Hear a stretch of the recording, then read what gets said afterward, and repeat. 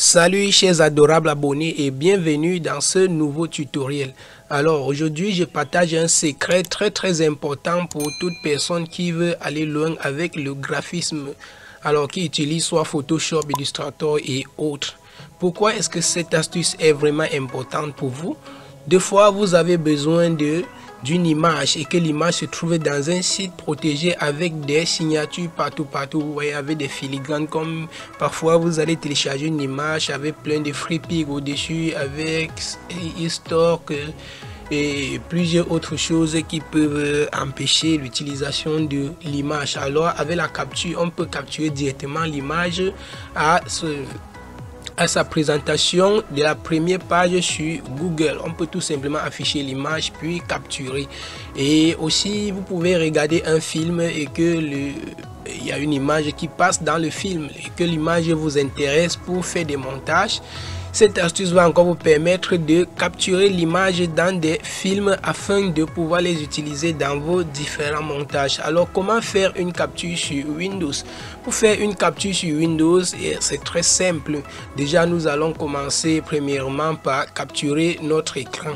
Alors nous avons deux procédures. La première procédure est d'utiliser la touche Print Screen de votre clavier. Bon, déjà sur mon clavier visuel, je vais regarder pour voir s'il y a la touche Print Screen. Mais sur le clavier, déjà, je ne vois pas, mais je vois écran. Ça veut dire imprimer écran. Sur votre clavier physique, ça va se retrouver à un niveau ici. Bon, que ici c'est imprimer écran.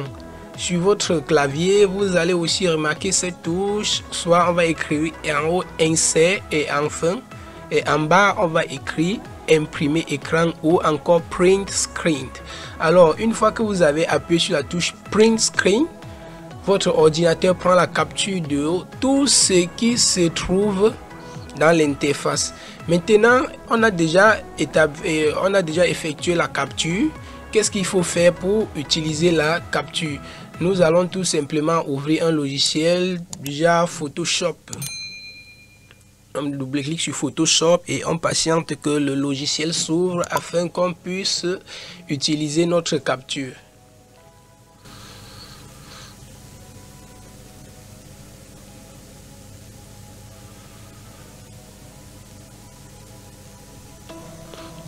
Voilà, Photoshop est ouvert.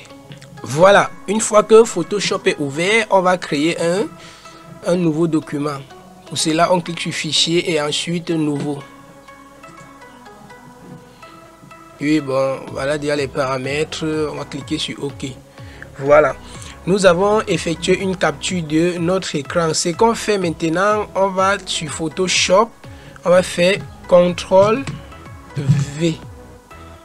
Voilà, on va faire CTRL plus V. Vous connaissez déjà le raccourci pour coller, ou encore on peut cliquer sur édition, ensuite coller. Ça va coller la capture d'écran. Vous voyez, ça a capturé notre bureau. Voilà, maintenant nous allons voir le cas d'une vidéo. Comme j'ai dit tout à l'heure, on peut regarder un contenu vidéo qui contient des images qui nous intéressent, qui pourront nous servir à faire des montages. Nous allons chercher une vidéo. Bon, on va cliquer là, n'importe quelle vidéo. Bon, j'adore l'artiste ténor. Vous savez, c'est le number one de notre pays, le Cameroun. Voilà, je vais tout simplement capturer cette image à ce niveau. Pour cela, j'appuie sur la touche Print Screen. Cette fois-ci, je vais le faire sur le clavier physique puisque je vous ai déjà montré cette touche. Alors, j'appuie tout simplement. Une fois que j'ai appuyé sur la touche, je reviens dans le logiciel Photoshop. Je vais faire édition, coller, ou encore je peux faire CTRL plus V. Maintenant à ce niveau, je peux soit rogner, sélectionner comme ceci, clic droit, intervertir, édition, puis couper. Voilà, vous voyez là, je n'ai que la partie qui m'intéresse. Voilà, ça c'est le cas de la touche Print Screen. Nous allons maintenant voir une autre option, celle d'utiliser l'outil de capture. L'outil de capture aussi nous permet de capturer et d'une manière plus personnalisée.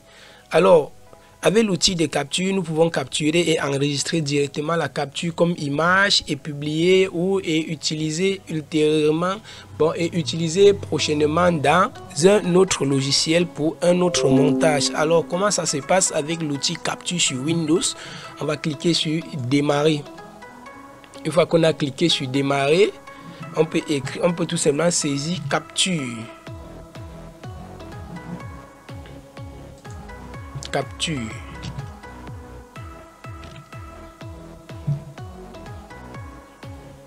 Voilà, si on a saisi capture, vous allez voir ici outil capture. C'est valable avec tous les logiciels.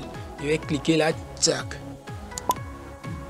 Une fois que j'ai cliqué sur outil capture, voici comment ça fonctionne l'outil capture.